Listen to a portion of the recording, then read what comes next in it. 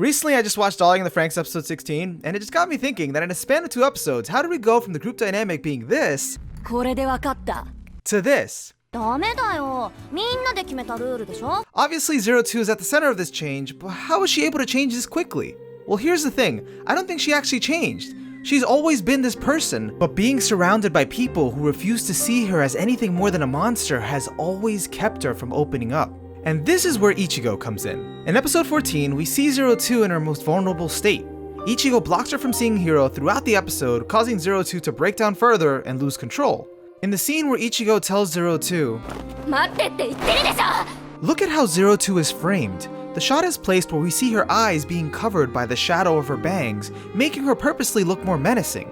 The reason for this is that she's being shown from Ichigo's perspective, who currently sees her as this monster that's just trying to hurt her friend. Throughout the episode, we get many shots that focus on just 02's hands or her mouth, either clenching her teeth in frustration or tightening her fist, in order to capture her most threatening features. The purpose of this is to frame her as a caged wild animal, because to those that don't seek to understand her, this is all they'll ever see. They don't see the unresolved guilt that is slowly eating away at her. While we the audience are on 02's side and understand where she's coming from, within the show, she proves everyone's point, that she's dangerous. So when the only person that's ever believed in her calls her a monster, she has nothing left but to accept that maybe she actually is one. However, she's really not. She's just been conditioned her whole life to feel this way. You can tell from the very first episode when you see Ape referring to their prize pilot like this.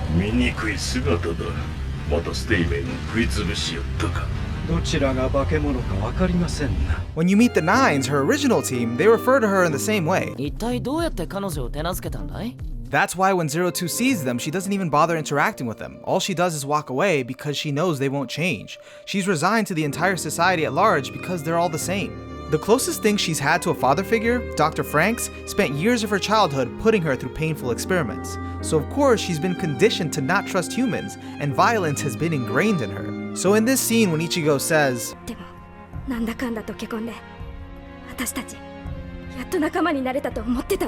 she's clearly wrong, because in reality, she never tried to reach out to 02 or even have a conversation with her. Her only interactions with 02 up until this point have either been an attempt to tame her, to then reluctantly start tolerating her. You can even tell by the framing of this scene that there's obviously a disconnect. Ichigo's head is looking down while 02's eyes are obscured.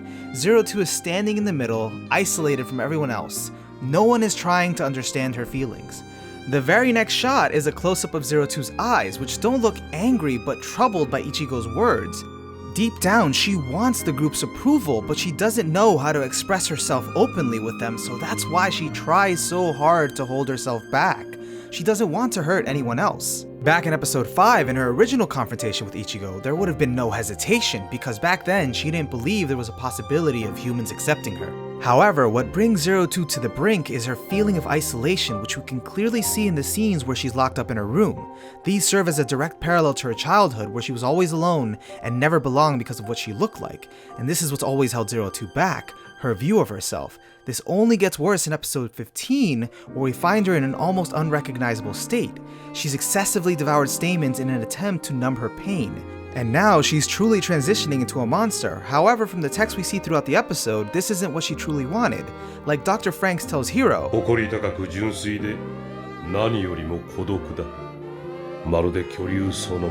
she attempted to be strong and put on a front, but in reality she's now more alone than ever before, getting lost in her own mind. That's why it's so significant when Hiro goes to save her. It's a direct parallel to him breaking her free as a child. This time he breaks her free from her mind.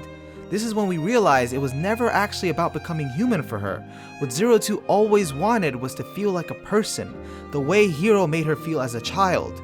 She did everything in her power to not forget that feeling, because when she's with him, she feels human. Eating the pages of the storybook, making herself bleed, learning to speak like him, even the lollipop she always has on her, were all attempts to ingrain Hiro's memory into her, so that she could see herself the same way he saw her. After reuniting, Hiro goes on to tell her the cornerstone of every healthy relationship.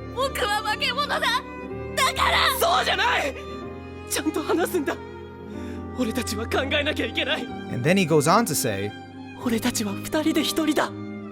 He's basically telling her that she's his equal, and that's what 02's always wanted to hear.